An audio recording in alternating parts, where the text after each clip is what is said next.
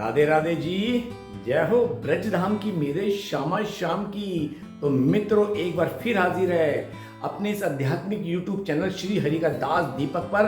आपका मित्र का दोस्त मस्त दीपक बिंदास दीपक, श्री हरि का दास दीपक, वृंदावन की पावन धरा से आप सभी को प्रेम भरी राधे राधे कहता है। तो मित्रों तारीख 3 जून 2025, वृंदावन का मौसम जबरदस्त औसम हो रहा है। आज बात होगी पवित्र पावन एकादशी, जो कि कोई कह रहा 6, कोई कह रहा 7, और सच ये 7 तारीख को एकादशी है। तो आज इस संदर्भ में दास दीपक अपनी बात रखेगा। तो भक्ति मार्ग में जो भी पहली बार मुझे देख रहा है, अभी से मेरे इस चैनल श्री हरि का दास दीपक को सब्सक्राइब करना मत भूलना। बेल आइकन ऑल वीडियो का टिंग टोंग दबा देना, ताकि भक्ति मार्ग पे दुनिया के किसी भी कोने से आप मेरे साथ चकाचक अपडेट रहें। तो चलिए पहले मैं एक बार आपको वृंदावन का मौसम दिखाता हूँ। आज तो मोर चहक रहे हैं। जी हाँ, आज मोर चहक रहे हैं। वृंदावन का मौसम सुबह सुबह हल्का सा सूर्य भगवान देखे, ये है वृंदावन का मौसम। बहुत शानदार मौसम हो रहा है। दोपहर के 2 बजने वाले हैं और बहुत शानदार मौसम है। हल्की हल्की सी हवा कभी कभी चल रही है, हल्की हल्की सी बस। तो दोस्तों 2 बजने वाले हैं। 2 बजने में करीब 5 मिनट जैसा कि आप देख रहे हैं, और मैं अपने इस बेडरूम में बैठा हूँ। ये हमेशा मैं द्वार खोल के रखता हूँ, हवा आती है। और अगर जब गर्मी होती है तो मैं ये मेन गेट बंद कर देता हूँ बस, क्योंकि इसमें गर्मी हीट आती है। क्योंकि मेरा ईस्ट फेसिंग है, तो सूर्य भगवान 12 बजे तक ऊपर पहुँचते हैं, तब तक बहुत तप चुका होता है। 1-2 बजे तक नॉर्मल हो जाता है, लेकिन गर्मी रहती है, इसलिए मैं अपना ये वाला गेट जो कि है इसे बंद कर देता हूँ। अब तो खुला छोड़ रखा, मौसम अच्छा है। तो दोस्तों ये वीडियो बहुत इंटरेस्टिंग होने वाला है, वो इसलिए क्योंकि आज बात होगी पवित्र पावन एकादशी की, जो कि साल में 24 आती हैं और महीने में 2 आती है। तो चलिए बढ़ते हैं इस वीडियो में मेरे साथ। ज्येष्ठ शुक्ल एकादशी, जी हाँ, साल की सबसे बड़ी एकादशी 7 जून 2025 को आ रही है, जिसे हम निर्जला एकादशी के नाम से भी जानते हैं, और इसे भीमा एकादशी के नाम से भी जानते हैं। 5 पांडवों में एक भीम ऐसे थे बलवान, गदा युद्ध जो करते थे, ठीक है। तो वो इतने बलवान थे कि उनके पेट में एक विशेष अग्नि थी जो हमेशा एक्टिव रहती थी, इसलिए उनको भूख बहुत लगती। हम सबके उदर में जठार अग्नि है, लेकिन उनकी एक विशेष अग्नि थी। तो कहते हैं कि भगवान ने ही बताया था कि भीम को एकादशी नहीं रख पाता था, बाकी सारे पांडव रखते थे। आपको पता है एकादशी महादेव भी रखते हैं। जी हाँ, और आपको पता है ना हमारे राधा वल्लभ महादेव के ही ईष्ट हैं। अनंत कल्पों थे, अनंत कल्पों से महादेवी उनकी सेवा करते आ रहे थे, पूजन अर्चन वंदना करते आ रहे थे।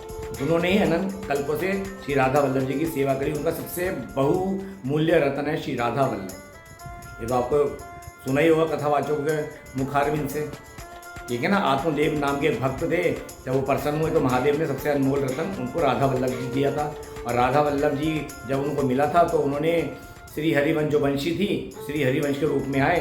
तो जो आत्मदेव थे, उन्होंने अपनी दोनों पुत्री की शादी विवाह श्री हरिवंश प्रभु से करा था और राधा वल्लभ जी को दहेज में दे दिया था, ठीक है ना। तो ये देखो क्या क्या बातें कहाँ से हमें पता चलती कथावाचकों के माध्यम से, ठीक है ना। जो कथा कहते हैं व्यासपीठ पे बैठते हैं, बाकी साधु संत महात्मा, मैं तो सुनता रहता हूँ।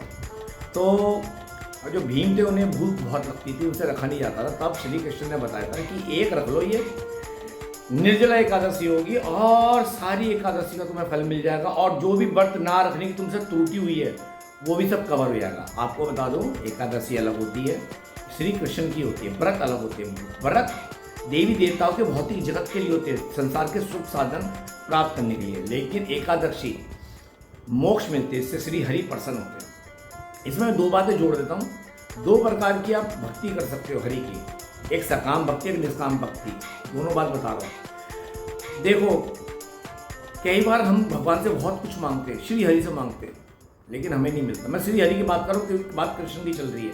कृष्ण मतलब राम मतलब नारायण, मतलब सब एक है, ठीक है। तो आप जितने भी बाकी बिहारी राधा वल्लभ में जाओ, जितना भी आप बोलो, कुछ होने वाला नहीं है, क्योंकि जो आपके नसीब में लिखा वही मिलेगा।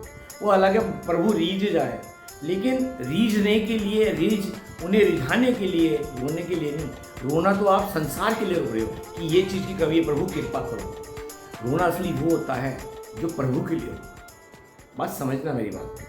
आज क्या इंसान, अरे मेरे बेटे का ये काम नहीं हो रहा, अरे मेरा पति ऐसे बोला, अरे मेरी बीवी ऐसी है, अरे मेरी माँ को बहू ने ऐसा बोल दिया। मतलब हम संसार के रिश्तों के लिए रो रहे हैं।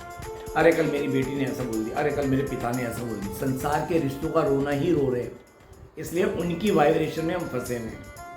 बात कड़वी है। संसार के रिश्तों का रोना बंद कर दो अपने आप में। मेरी तरह समझ लो, मत रो। कोई किसी का सगा नहीं है।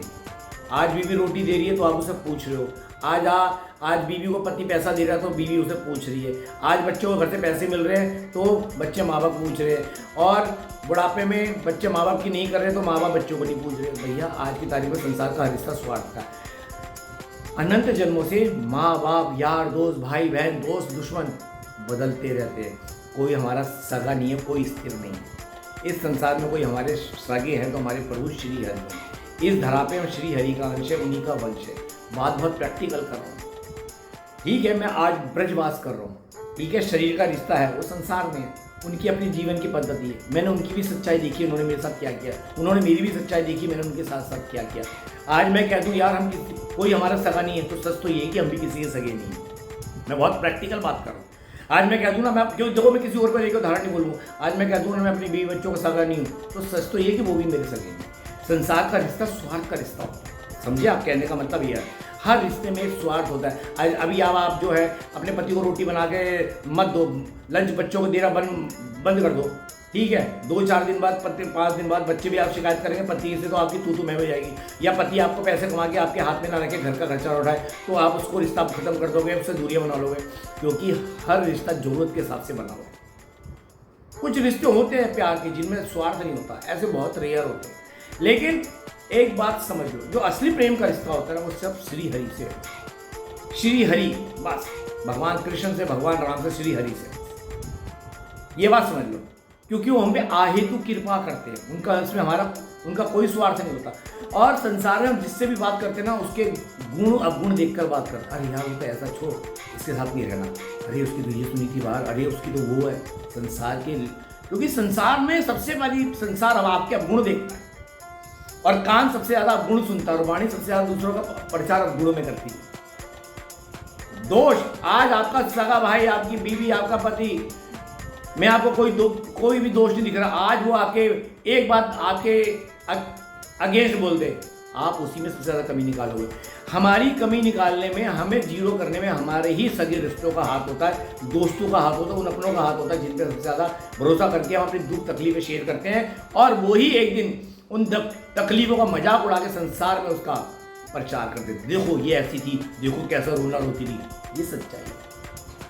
कोई किसी का सागा नहीं, ये झूठे नाते हैं, नातों का क्या, कसमें वादे प्यार वफा सब बातें हैं, बातों का क्या। ये सच्चाई है। लेकिन एक बात बोलूँगा मित्रों, अच्छे दोस्त और सच्चे दोस्त होते हैं, ये बहुत रेयर मिलते हैं। ये मेरी खुद की आजमाइश है। खैर, मेरे को तो मेरा एक दोस्त मिला जो मेरे को यहाँ खींच के लाया, मेरा बांके बिहारी राधा वल्लभ लाल। और ये बात भी सच है, वृंदावन में सबको लेके तो बांके बिहारी आता, उसके बाद कोई राधा रमन में, कोई राधा वल्लभ में, ना जाने कहाँ जाके किसी में मदमस्त हो जाता है। तो ये बात संसार की है, तो सच्चाई बता रहा हूँ मैं। अब एकादशी का क्या है, ये सारी बातें रिश्ते नाते चलते रहते हैं। मैं मन से जो आता है स्पष्ट बोल देता हूँ, ना मैं किसी का सगा, ना कोई मेरा सगा। ठीक है, क्योंकि मैं किसी उदाहरण लेके बोलूँगा तो शायद अपने पे ले जाए, लेकिन ये सच्चाई है। संसार सिर्फ और सिर्फ अवगुण देखता है, और गुण देखकर तुमसे शादी करेगा, रिश्ता जोड़ेगा। जहाँ अवगुण दिखे वही तुम्हारी सबसे ज़्यादा ऐसी हम तैसी करेगा, जो तुम्हारा सबसे नज़दीकी होगा, सबसे करीबी होगा। चाहे बीवी हो, चाहे पति हो, चाहे भाई हो, चाहे दोस्त हो, चाहे गर्लफ्रेंड हो, चाहे बॉयफ्रेंड हो, वही तुम्हारी इज्जत की धज्जियाँ उड़ा देगी। जब तक तुम्हारे ग्रह मिलने भाई की, मियाँ बीवी के, तब तक तुम एक दूसरे में, आप दोनों की तू मैं से बचे हुए हो, आप दोनों की जी हजूरी हो रही है। जहाँ एक दूसरे के ग्रह एक दूसरे के खिलाफ हुए, वहीं मियाँ बीवी में कलेश, भाई में टकरार, बात कोर्ट तक, तलाक तक पहुँच जाती है। बात हिस्सों की लेके भाई की कोर्ट तक पहुँच जाती है। बहन भाइयों में भी आज कोर्ट में केस है, तेरे पास कम मेरे पास ज़्यादा क्यों, मतलब प्रॉपर्टी को लेके वाद विवाद हुए पड़े। सब कर्मों का फेल है, कलयुग सारा कर्मों का है। कोई सगा नहीं है, इस संसार में कोई सगा नहीं। ये तो फिर भी अभी कलयुग की स्टार्टिंग है, अभी हमें ऐसे साधु संत महात्मा को दर्शन, प्रेमानंद बाबा, राजेंद्र दास जी, श्री परम गुजरात भद्राचार्य जी और ऐसे अनेक संत हैं जिनके नाम मैं जानता नहीं, इनके दर्शन हो रहे हैं, इनकी मुखारबिंद से हमें भागवत सुनने को मिल रहा है, मुझे तो हो रहा है सुनता है। तो कहने का मतलब ये एकादशी की बात चल रही थी। तो ये एकादशी है, ये एकादशी है मतलब उपवास है, ये व्रत नहीं है। व्रत देवी देवताओं का आता, संसार के सुख साधन जिससे आप मांगते हो। आप महादेव के करके आप देखो क्या करते हो, महादेव में क्या करते हो, सकाम भक्ति, निष्काम नहीं करते, सकाम भक्ति करते हो। आप क्या महादेव से बोलते हो, 16 व्रत रखते हैं, 16 सोमवार, पूरा हो गया, पति मिले ना मिले, क्योंकि आपने इच्छा रखी है। याद रखना, देवी देवताओं से संसार की आप भौतिक वस्तु के लिए इच्छा करके उनका नाम जप करते हो, और उतना संकल्प होने के बाद, इच्छा मिलने के बाद वो सब जीरो हो जाती है, क्योंकि आपकी सकाम भक्ति थी, चाहे वो देवी देवताओं की थी। ऐसी श्री हरि की भक्ति होती, भगवत गीता में लिखा, भगवान ने बताया, सकाम निष्काम। एक आप नाम जप कर रहे हो, हरे कृष्ण महामंत्र, जो भी आप नाम जप कर रहे हो, वो आप नाम जप करके प्रभु को अर्पण कर दो। आप एकादशी रखो, उसका फल प्रभु को अर्पण कर दो, इसे कहते हैं निष्काम भक्ति। मतलब आपको इसका कोई फल नहीं चाहिए। और जो आपने माला जाप करी है उसको भी प्रभु को अर्पण कर दो, प्रभु उसका भी हमें कोई फल नहीं चाहिए। आप रखो, आप अपने मतलब आप पुण्य शून्य कर रहे हो। और जब पुण्य शून्य करते हो, जब भक्ति मार्ग में चलते हो, तो पाप अपने आप जलने राख हो जाते हैं। पाप नाम जब से शून्य होते हैं, और आप अपना पुण्य जो होता है, जिसका फल आप ठाकुर जी आपको देना चाहते हैं, आपने वो भी शून्य कर दिया। अर्थात आप शून्य होते चले जाओगे, और भगवान को पाने के लिए शून्य होना पड़ता मन से, कामना से, इच्छा से, क्योंकि मन तो अनंत जन्मों के भोगों का संग्रह है। उस भोगों के संग्रह का जो एक्टिव होता है उसे मन कहते हैं। याद रखना, अनंत जन्मों के भोगों का संग्रह इस मन में, वो इंद्रियों में बसा हुआ है, और वही संग्रह इसे कहते हैं मन। जो मन हमसे हमेशा गलत अनैतिक कार्य करवाता, भोग वासना की गली में ले जाता। और एकादशी क्या, श्री हरि का नाम वो इरेजर है, जो मन से उन भोग वासनाओं को इरेज कर। बात समझ लेना, अगर आप भक्ति कर रहे हो, सकाम, आप कुछ चाहते हो, तो श्री हरि की करो, नाम जप करो। मैंने ये बात कईयों को बताई है, आपने दीक्षा नहीं ली मत रहो, लेकिन नाम जप करो, सीताराम सीताराम राधे श्याम जपो। कलयुग केवल नाम आधारा, सुमिर सुमिर नर उतरहि पार। नाम से ही चलने वाला है भगवान, फिर इस कलयुग में नाम में ही समाये हैं। इसलिए कलयुग का महामंत्र है हरे कृष्ण कृष्ण कृष्ण हरे हरे, हरे राम राम राम हरे हरे। जितना हो सके हरि नाम जपो। माता बहनों को कितने अभी संतों की वाणी आ रही है, सुबह उठती हैं, पूजा पाठ में नहीं समय दे पाती, मत दो। कलयुग में लिखा है, तो ये बताया ब्रह्मा जी, नारद जी ने पूछा था, महाराज ब्रह्मा जी को पितामह बोलते, पितामह कलयुग का इंसान तो इतना आलसी होगा, पूजा पाठ कुछ भी नहीं करेगा, तो कैसे होगा। तो भगवान ब्रह्मा जी ने कहा था कि कलयुग केवल नाम आधारा है। जो कलयुग में किसी भी परिस्थिति में नाम जप करेगा, चाहे झाड़ू मारते हुए, चाहे पलंग पे बैठे हुए चलते हुए, उसका पापों का नाश होगा, उसे भगवत प्राप्ति होगी। अर्थात भक्ति राह में चलते चलते उसे भक्तों का, संतों का, गुरु का संग मिल जाएगा। नाम जप क्या है कलयुग का मंत्र है हरे कृष्ण कृष्ण कृष्ण हरे हरे, हरे राम राम राम हरे हरे। तो इसलिए हमारे जो पापों का नाश करता है वो है ये महामंत्र हरि का नाम। एकादशी, 11 इंद्रिया, 5 काम इंद्रिय, 5 ज्ञान इंद्रिय, एक मन को जो बस में करके करी जाती है वो है एकादशी। आप एकादशी रख लेते हो हैं और दुनिया भर की बातें करते हो, उठ पटांग चुगली करते हो, सब खंडित है, सब जीरो है। किसे बेवकूफ़ बना रहे हो, संसार को रख के, और फोन पे लगे हुए उठ पटांग फिल्में देख रहे हो, उठ पटांग बातें कर रहे हो, पलंग पे पसरे हुए सो रहे हो। एकादशी में तो लेटना भी नहीं होता। समझ लेना एकादशी क्या है।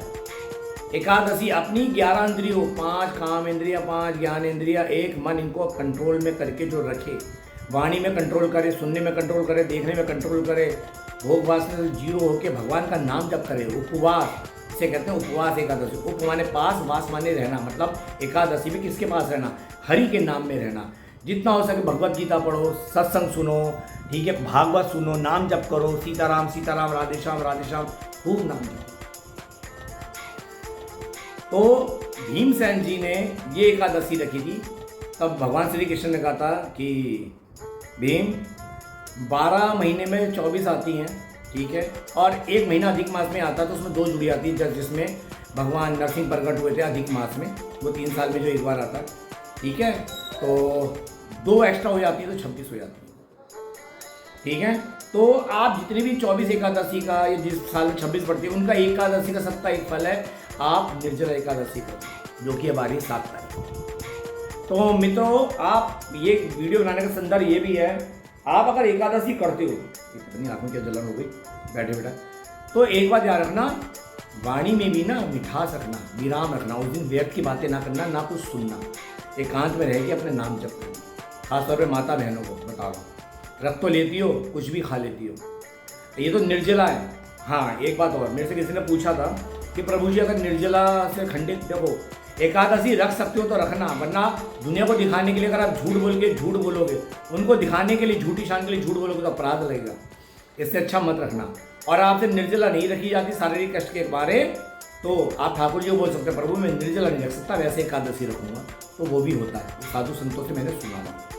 और एक सवाल हो रहा था कि अगर हम बीमार हो तो एकादशी रखनी चाहिए, बिल्कुल दवाई लो आप एकादशी रखने की प्रेरणा है तो आप फलाहारी कर लो, उसके बाद थोड़ा सा फल खा के वो दवाई ले सकते हो, प्रभु को अर्पण करें, प्रभु ये शारीरिक कष्ट है, दवाई से सही होगा, सही हो जाऊंगा तो फिर मैं आपकी एकादशी रखता रहूँगा या रखती रहूँगी। तो प्रभु ये बात समझते हैं, इन बातों को आप समझ लो, ये आपने बातें कैसे करनी है।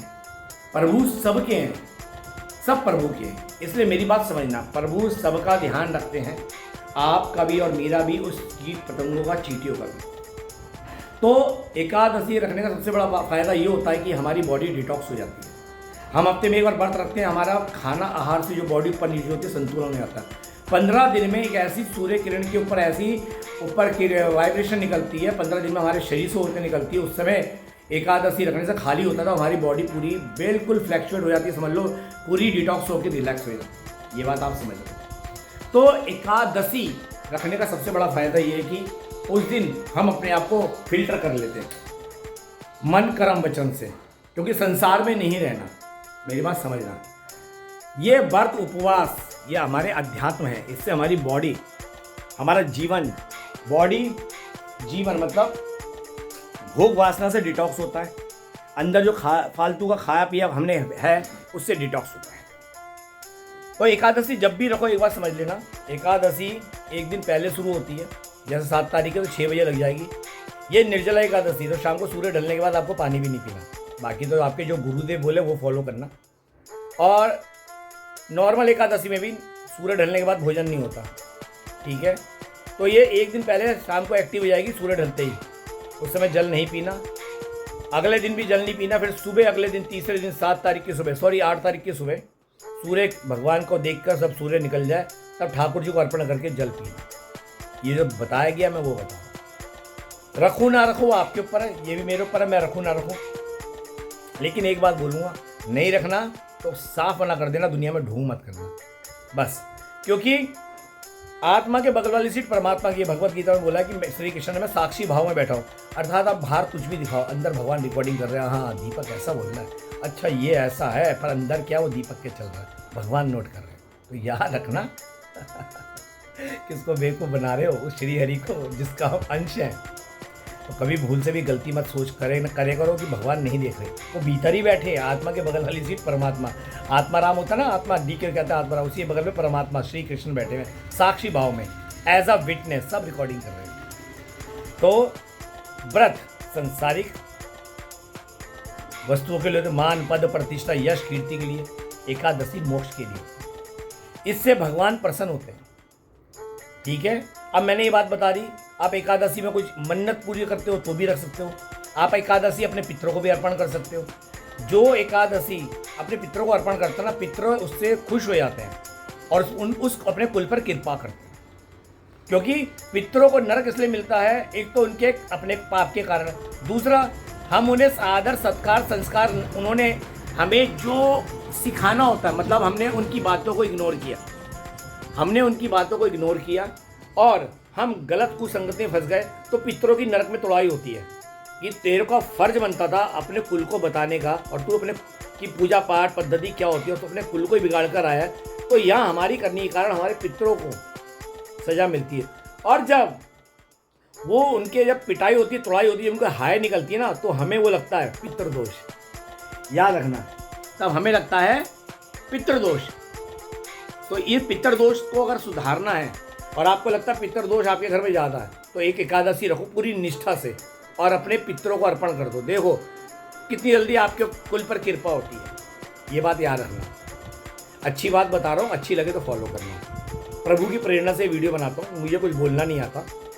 तो आप ये चाहे तो उसका फल अपने पितरों को अर्पण कर सकते हैं। आपके ताज़ा ताज़ा अगर घर में जो भी जिसका भी स्वर्गवास हुआ हो, पिता का माता का, आप उनको अर्पण कर सकते हो। कई बार मेरी एक मित्र भी कहती है, तो संतों से मैंने सुना हुआ है कि भाई हमने जीते जी अपने पिता के लिए कुछ नहीं कर पाए, ऐसा नहीं था वैसा नहीं था। देखो अगर आप श्री कृष्ण भक्त हो तो भगवान कृष्ण की आप सेवा करो, क्योंकि हमारे सबसे बड़े पितर तो हमारे श्री कृष्ण है ना। भक्त जो होता है ना दीक्षा ले लेता है, फिर उसका ना कोई गोत्र नहीं होता, उसका एक ही गोत्र होता है, अच्युत, मतलब श्री कृष्ण। अच्युत आ आधा च यू मुक्त मात्रा ता, अच्युत अच्युतम केशवम। भक्त का जैसे मैं हूँ, मेरा है वैश्य संप्रदाय, ब्राह्मण क्षत्रिय वैश्य शूद्र, तो वैश्य संप्रदाय में आता हूँ, अग्रवाल हूँ। लेकिन जब मैंने दीक्षा ले ली ना तो मेरा सारे चारों वर्ण से अलग है। अब मेरा एक ही कुल है जिसका मैं अंश हूँ, और मेरे पितर हैं श्री कृष्ण और उन्हीं का मैं वंश हूँ, और मेरे जो गोत्र है वो है अच्युत, मतलब श्री कृष्ण। तो भक्ति मार्ग में जो कृष्ण में हो गया उसका तो गोत्र फिर अच्युत हो गया, श्री कृष्ण हो गया। लेकिन संसार में एक बात समझ लो, अगर आपके पितरों के प्रति आप समर्पित होकर कुछ करना चाहते हो ना, तो आप श्री कृष्ण को और मानते हो तो आपको पितरों की मत सोचो, क्योंकि सबके पितर श्री कृष्ण है। आप श्री कृष्ण का उपासना करो, उनके नाम जप करो, उनकी उपासना करो, आप उनके एकादशी रखो, आपके पितर भी तृप्त हो जाएंगे। कहते हैं ना, जिस घर में एक भी भक्त हो जाता है तो ऊपर उनके पितर जो होते हैं वो खुश होते हैं, खुशी मनाते हैं कि हमारे घर में एक हरि भक्त हुआ, अब जो जिसके नाम जब से हमारा उद्धार होगा। कहते हैं जिस घर में देखो भक्त तो कोई पैदा होता है और कोई बाद में बनता है, जो भी हरि भक्त की भक्ति की राह पे चले ना उसका आदर करो, क्योंकि ना जाने कौन सी कृपा प्रभु की उस पर होगी जो हरि भक्ति कर रहा है। क्योंकि जिस कल में हरि भक्ति, हरि मतलब श्री कृष्ण, राम, लक्ष्मी नारायण, नरसिंह भगवान, इनकी जो भक्ति करता है उनके आगे पीछे की ना जाने 21 पीढ़ियाँ कब की कब तर जाए, उन्हें भी मुक्ति मिल जाती है। ये जो वाणी तो बोल रहा हूँ सुनी है संतों द्वारा, और संतों की वाणी वेद पुराणों की वाणी होती है। तो इसलिए आप अपने पितरों को मत सोचो, एकादशी रखो और पितरों को अर्पण कर दो, तो भी उनका उद्धार है। और एकादशी रखो, प्रभु को अर्पण कर दो, सबसे बड़ा उद्धार है। प्रभु आपके पितरों को अपने आप तृप्त कर देंगे। तो एकादशी का उपवास का मतलब समझ गए आप क्या है। एकादशी 7 तारीख की है, उसका पारण अगले दिन होगा 8 तारीख को। एकादशी वाले दिन कभी भी तुलसा दल नहीं तोड़ते। तुलसा दल रविवार के दिन भी नहीं तोड़ते, पूर्णमासी को भी नहीं तोड़ते, और तोड़ना आप बोलते हैं, हम बता रहा हूँ, हम तो उसे उतारना बोलते हैं। और अमावस्या को भी नहीं होना चाहिए। तुलसा जी जब भी उतारो एक दिन पहले उतारो, उनसे प्रार्थना करके हे तुलसा माता कृपया कल आप मुझे तुलसा दल प्रदान करें ताकि मैं श्री हरि को भोग लगा सकूँ आपके माध्यम से, ठीक है। और तुलसा जी में जल भी सुबह दिया जाता है। अब गर्मियाँ चल रही हैं, संडे को जल नहीं देते, लेकिन कभी कभी कही होगी तुलसा जी सूख रही हैं, तो आपको अगर जल भी देना पड़े कभी रविवार को, तो सूखी हुई हैं, बहुत ज़्यादा गर्मी पड़ रही है, तो इस भाव से देना, हे तुलसा माता आपके प्राण बचाने हेतु मैं इस जल में आपको अर्पण कर रही हूँ, ताकि ये बात आ जाए कि प्राण बचाने के लिए अर्पण किया है, ठीक है। याद रखना, एकादशी वाले तुलसा दल नहीं तोड़ते, ना द्वादशी हो, क्योंकि एकादशी तुलसा मैया की भी होती है, अपने महादेव की भी होती है, और द्वादशी को तुलसा माता आराम करती है। तो मित्रों अगर बात अच्छी लगे तो वीडियो को फॉलो करना, और भक्ति मार्ग में जो भी मुझे पहली बार देख रहा है अभी से मेरे चैनल श्री हरि का दास दीपक को सब्सक्राइब करना मत भूलना, बेल आइकन और वीडियो को दबा देना। तो ऐसे शानदार वीडियो के लिए अभी से मेरे चैनल को सब्सक्राइब याद से कर देना। और हाँ, रही बात प्रॉपर्टी की वीडियो, आपके बहुत प्रॉपर्टी की वीडियो वो मैं बनाता रहूँगा। आपको जो जिससे लगे कि मेरे से मिलना है, मेरे को कॉल करो, मेरे नंबर मैंने दिए रखा है, मेरे उस प्रॉपर्टी वाले वीडियो में, और ऐसे प्रॉपर्टी की अच्छी वीडियो बनाता रहूँगा। मेरा काम है सिर्फ सेवा भाव में। हाँ, उसे आप सेवा भाव बोल लो 1% का, या अपना मेरा मेहनत आना बोल लो, ठीक है। मैं तो साफ कहता हूँ भाई, मेहनत से करते हैं। और जो लोग सोचते हैं ना कि ये कई के कमेंट्स आ रहे हैं, तो मैं तो उनको सराखों पे लेता हूँ। अरे देखो दास से हरि का दास से बन गए, प्रॉपर्टी डीलर बन गए, भाई कमाते हैं मेहनत का, समझे। संसार में कमाए मेहनत, उसी की कृपा से आज ये कुटिया मिली है श्री जी के चरणों में, कृपा श्री जी की हुई है। आज वृंदावन में ये कुटिया ये अभी बन के तैयार हो रही है, एक बाहर है, ठीक है। ये सब क्या है, श्री जी की कृपा से मेहनत की। तो दुनिया ना बोलने वाले बोल जाते, मुझे परवाह नहीं है, हमें इतना पता मेहनत से कमाता है। और अगर ना भी मेरे पास काम आए ना, श्री जी ने इतना दे रखा, बैंक से इतना आ जाता है, रोटी का पैसा तो आता है बैंक से, और बच भी जाता है। जो शरीर की जो बेटी है उन्हीं के काम आएगा। तो इसलिए दीपक मतलब मस्ती की पाठशाला। थिंक पॉजिटिव, रहो पॉजिटिव, जियो पॉजिटिव। जिंदगी एक बार मिली है, इसलिए जिंदगी झकास, बाकी सब बकवास। शाकाहारी शाकाहारी शाकाहारी बनो। बेजुबानों को खाना बंद करो। गौ माता की सेवा खूब करो। गौ हत्या बंद होनी चाहिए, ये मैं आह्वान करता हूँ और सभी हिंदुस्तानी से बोलता हूँ। गौ माता की सेवा करो। अपने शहर में गौशालाएँ बनाओ, अपने शहर में उनकी सेवा करो। दीन दुखी गौ माता की सेवा करो। भाई साहब, बड़े से बड़े पापों से मुक्ति मिल जाएगी गौ माता की सेवा से। और घायल गौ माता की सेवा से तो बहुत जल्दी पापों का नाश होता है। और एक बात, कई लोग गौ माता को गौ ग्रास देते हैं, नंदी को नहीं देते। भाई दोनों गौ माता नंदी एक ही हैं, बल्कि 12 गौ माता एक नंदी के बराबर होती है। अगर आप एक नंदी को भोजन करवा रहे हो पेट भर, तो आपको 12 गौ माता का जो पुण्य होता है ना, एक नंदी के खिलाने से 12 गौ माता की सेवा का पुण्य मिलेगा। ये बात आप समझ लेना, ठीक है। तो इसलिए गोवंश में कभी भेदभाव मत करना, ठीक है। तो चलिए अपनी वाणी को यहाँ विराम देता हूँ। उम्मीद करता हूँ वीडियो अच्छा लगा होगा। लगाओ तो शेयर करना। ऐसे शानदार वीडियो के लिए मुझसे जुड़े रहना। तो वृंदावन की पावन धरा से आप सभी को, आपके मित्र सखा दोस्त मस्त दीपक, बिंदास दीपक, श्री हरि के दास दीपक की प्रेम भरी राधे राधे। जय जय श्री राधे श्याम। राधे राधे ब्रज वास करा दे। राधे श्याम सीताराम हरि बोल।